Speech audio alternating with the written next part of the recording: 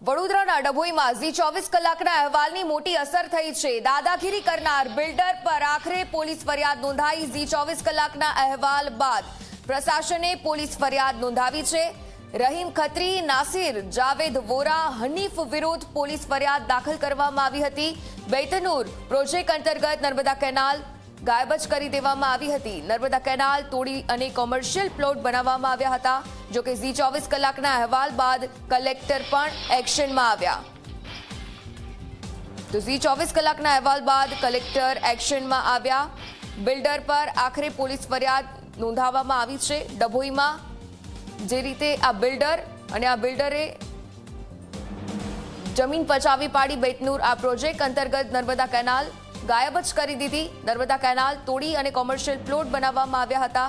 જો કે ઝી 24 કલાકના અહેવાલ બાદ કલેક્ટર પણ હવે એક્શનમાં આવ્યા છે। અનેક સામે ફરિયાદ પણ દાખલ કરવામાં આવી છે કે જેમાં રહીમ ખત્રી, નાસિર, જાવેદ વોરા, હનીફ વિરુદ્ધ પોલીસ ફરિયાદ પણ નોંધાઈ છે।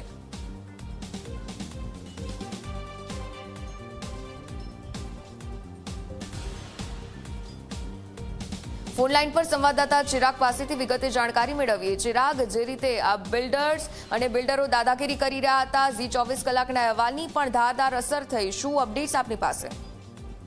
બિલકુલ, જે પ્રમાણે વાત કરવામાં આવે તો 2 દિવસ પહેલા ઝી 24 કલાકના અહેવાલની આ ખાસ અસર જોવા મળી છે। જેમાં જે શેગુવાડા ગામે બેતનતુર નામની એક પ્રોજેક્ટ કરવામાં આવ્યો હતો, જેમાં નર્મદા કેનાલ જે છે એ આખી બિલ્ડરો દ્વારા ગાયબ કરી દેવામાં આવી હતી અને આ બિલ્ડરોની છે એ દાદાગીરી સામે આવી હતી। જેના અહેવાલને પગલે તાત્કાલિક અસરથી જે જિલ્લા કલેક્ટર છે તેને નોંધ લીધી છે અને આ 24 કલાકની અંદર એફઆઈઆર કરવાનું ફરમાન કર્યું હતું। સાથે સાથે જે ડભોઈના ધારાસભ્ય શૈલેષ મહેતા છે, શૈલેષ મહેતા દ્વારા પણ સંકલન સમિતિની અંદર રજૂઆત કરવામાં આવી હતી અને મીડિયાના નામનો ઉલ્લેખ કરવામાં આવ્યો હતો।